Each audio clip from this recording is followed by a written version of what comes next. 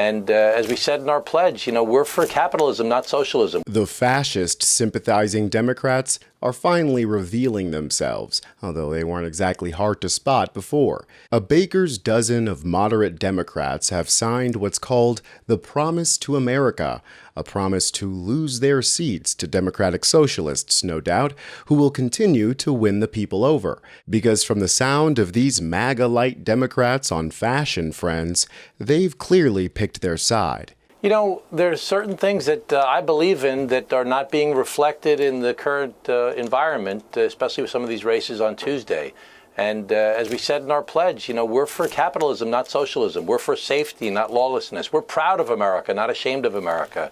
And we need to be promoting those things. And, the far left and the far right, they're all very well organized. But those of us that don't support those far left or far right principles need to do a better job organizing and getting our message out. Their message being, a better future isn't possible, and we're going to deliver more of the same garbage.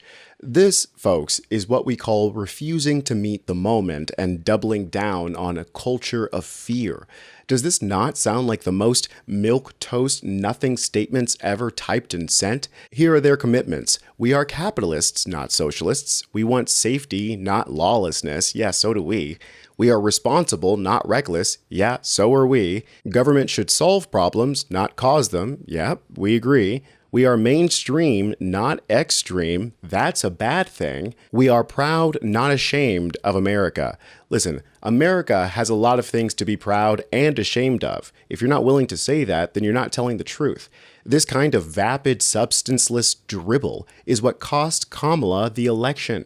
How do they think that being pro-capitalism during the second Gilded Age is going to win them any more votes? Tom Suozzi is leading this charge, and that man is not exactly selling it to anyone. Listen, the bottom line is I call myself a new kind of old-fashioned Democrat, someone who believes in the traditional values. Like I said, we're capitalist, not socialist. We believe in safety, not lawlessness. We're proud of America, not ashamed of it. We believe in fiscal discipline.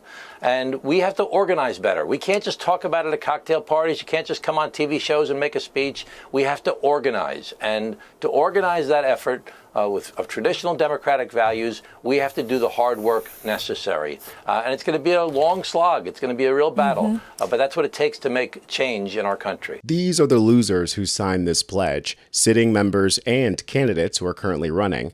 You'll recognize that you don't recognize most of these names.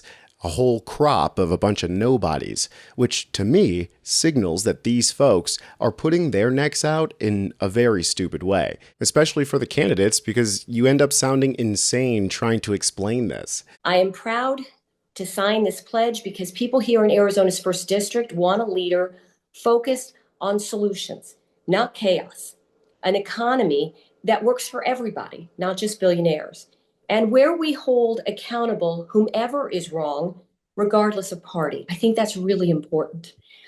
It's crucial that we can offer the American public a reason to trust the government can work for them again. And that only happens when we reject extreme ideas, both from the left and the right. That was Marlene Woods, who's running in Arizona. And these moderate Democrats are thinking that that sort of political hypocrisy is going to work with voters. How can you call us extreme in one breath and then turn around and claim to support an economy that works for everyone? That's exactly what we want, except better and more direct. Really, this entire pledge is nonsensical. Like, check this part out. The main core of this is that they're reaffirming their identity as capitalists. Not exactly popular right now in the Democratic Party, but go off, Queen. We believe in a growing, fair, and competitive economy that rewards hard work, innovation, entrepreneurship, and ownership. That's the part that's getting me. Ownership. Like, most of us aren't communists, right? We're socialists. We want a democratized economy that would actually mean workers own their own companies directly, not through the state. We are the ones rewarding hard work through ownership. This pledge appears to simply say that we're going to keep billionaires around, but we'll give you some more crumbs. Like, listen to this. Economic, permitting, and tax policy should expand opportunity and lower costs for workers, families, entrepreneurs, and those striving to join the middle class, not disproportionately favoring those already at the top. Doesn't exactly sound like they're not going to favor those at the top, they're just going to do it a little bit less. I mean, really, all 6 of these pledges are so basic and general. It sounds and reads like it was written by a ChatGPT college dropout who thinks that they have the secret to winning over Republicans because they talked to a couple of maggots in their small town. And that's exactly who did create this. And I believed enough in these 6 principles, these 6 things in common, to drop out of college, to build a team of young people who were equally as frustrated as I was. And our team has grown. We have 6 of us living in DC this summer. We are working around the clock to get members of Congress, candidates, and hundreds and thousands of ordinary Americans from around the country. That kid thinks that because Swazi flipped his seat, that means that the same strategy is going to work across the country? I thought that sort of logic doesn't work when the leftists do the same thing. Because last time I checked, these were the same promises that Kamala made, and it didn't exactly win her the election. It's actually insane how moderates haven't picked up on the fact that these fear-mongering tactics are just backfiring. Josh Gottheimer, Democratic Congressman, he told CNN, obviously the socialists had a big win last night. The question is, are we going to let them take over the party, or are we going to stand up and fight back? Many of us believe, as I do, that if you're a socialist, you're not a Democrat. And 2 other prominent Democrats, one a senator, one a prominent strategist that you've probably known of your whole life, have also come out for other reasons criticizing. Here they are. The dirtbag left is having their moment. And understand, these people do not like Democrats. Not only are they not Democrats, they wish Democrats poorly. Okay, there's a lot in there. Let's just start with James Carville. Do you wish, not only are you not a Democrat, you wish Democrats poorly, is what he's saying. Is that true? What I wish is for working class people to have the dignity, the wages, the protections that they deserve. And if the Democratic Party is willing to stand for Medicare for all, is willing to fight for abolishing ICE and bringing them, the billions, trillions of dollars we spend on forever wars back into our communities, then that's the Democratic Party I want to be part of. That's what we're fighting for in these races. And I think we saw over the last, several weeks, months, as progressives around the country are winning, and last night, that this is what the working class and the Democratic electorate is also hungry for. The right and the slightly less right are trying so hard to make socialism seem scary that they're accidentally cutting promos for us. Solidarity is the force that we need to vanquish Trump's fascism, to abolish ICE, and to stand up to the billionaires. We have to use every tool in the toolbox to make sure that we abolish ICE. It was not the end of a political movement.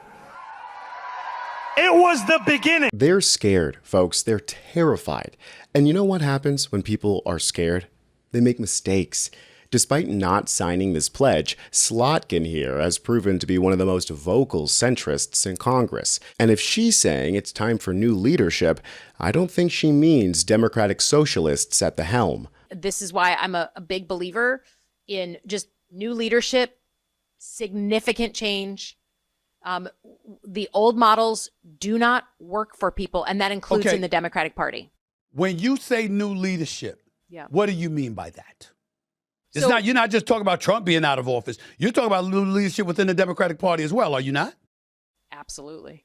Yeah. Absolutely. But if they do push out the leaders, I think they'll find it won't be so easy to push further to the right. In fact, when I look at this list here, I don't see electoral powerhouses. I see 16 morons who just made themselves easy targets for Democratic Socialists over the next few cycles. Subscribe to US Democratic Socialists to keep up to date on the action, and check out your local DSA chapter. I'm Tony Hinderman, and I'll catch you next time.